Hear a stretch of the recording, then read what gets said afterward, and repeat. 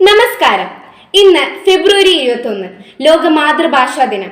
ഒരു മനുഷ്യന്റെ ജീവിതത്തിൽ മാതൃഭാഷയ്ക്ക് പെറ്റമ്മയുടെ സ്ഥാനമാണുള്ളത് എന്ന് മഹാകവി വെള്ളത്തോളിന്റെ എന്റെ ഭാഷ എന്ന കവിതയിലെ വരികളിൽ നിന്നും വ്യക്തമാണ്.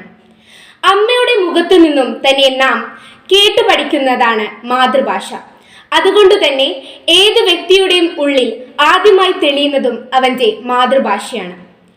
ഇന്ന് ലോകം മാതൃഭാഷാ ദിനം ആചരിക്കുമ്പോഴും നമ്മുടെ പെറ്റമ്മയായ മലയാളത്തിന്റെ പ്രാധാന്യം ഉൾക്കൊണ്ട് അതിന്റെ ഉയർച്ചയ്ക്കായി പ്രവർത്തനം ആരംഭിക്കേണ്ടത് അനിവാര്യമായി മാറിക്കൊണ്ടിരിക്കുന്നു.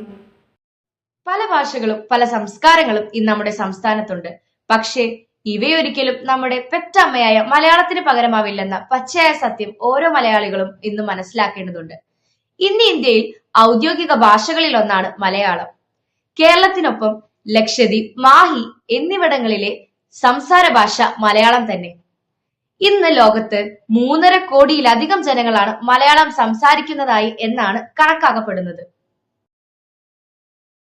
ബഹുമാനപ്പെട്ട അധ്യാപകരെ, എൻ്റെ പ്രിയപ്പെട്ട കൂട്ടുകാരെ, നമസ്കാരം. ഇന്ന് ഫെബ്രുവരി 21 ലോക മാതൃഭാഷാ ദിനം. ഒരു മനുഷ്യന്റെ ജീവിതത്തിൽ മാതൃഭാഷയ്ക്ക് പെറ്റമ്മയുടെ സ്നേഹമാണെന്നുള്ളത് മഹാകവി വള്ളത്തോളിന്റെ എൻ്റെ ഭാഷ എന്ന കവിതയിലെ വരികളിൽ വ്യക്തമാണ്.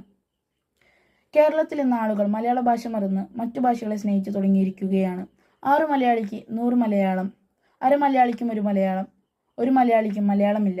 കുഞ്ഞുണ്ണി മാഷിന്റെ ഈ കവിത പോലെ മലയാളികൾക്ക് ഇന്ന് മലയാളമില്ല. ലോകത്ത് 3.5 കോടിയിലധികം ജനങ്ങൾ ഇന്ന് മലയാളം സംസാരിക്കുന്നതായാണ് കണക്കാക്കപ്പെടുന്നത്.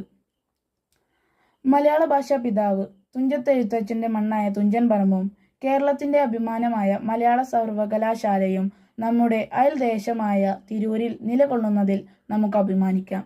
ഇത്രയും പറഞ്ഞുകൊണ്ട് ഞാൻ എൻ്റെ വാക്കുകൾ ഇവിടെ നിർത്തുന്നു. നന്ദി, നമസ്കാരം.